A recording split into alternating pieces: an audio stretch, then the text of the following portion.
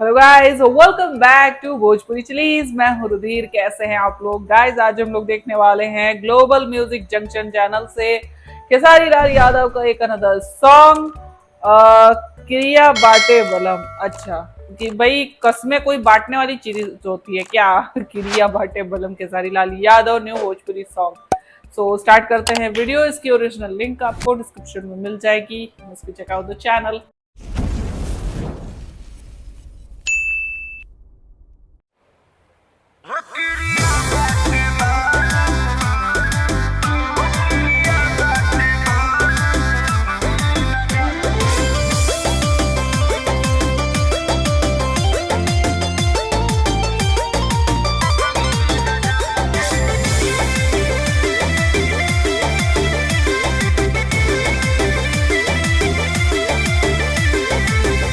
बहिन टिकट कटावा मंगाल के अपने निकल जाइब फेराल डाल के।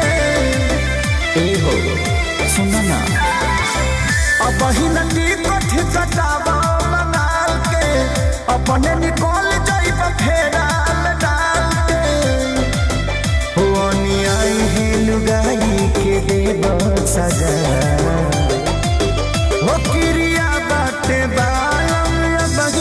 जा क्रिया बाटे जा।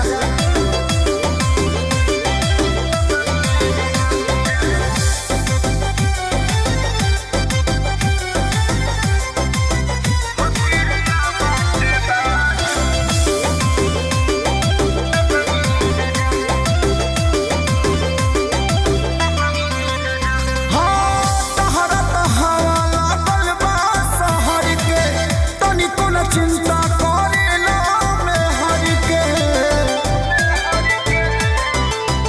हम तो बाहर देहत हो तहरा रुपया में लागी।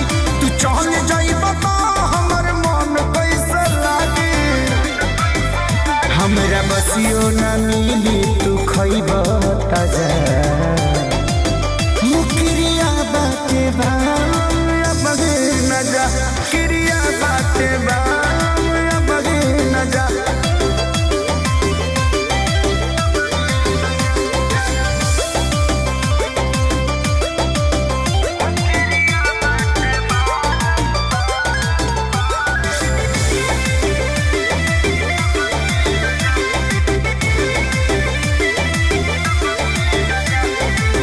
बहुत खराब हो बंगाल वाला पानी, जोई बताइब गहवा के जवानी।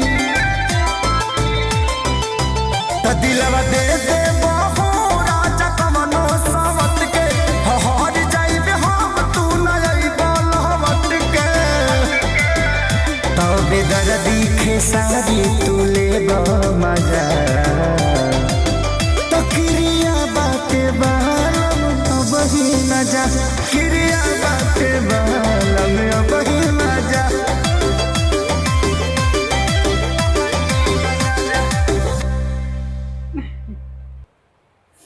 लो भाई, हर पत्नी को भाई यही होता है कि भाई उसका पति बाहर जाके कहीं मतलब भूल ना जाए, उसे उसे याद करता रहे, उसे मिस करता रहे। ठीक है, तो हमेशा अपनी पत्नी को थोड़ा सा इंश्योर करके जाइए कि नहीं भाई, you are the one and only. ठीक है, तो नहीं कहेगी, है ना?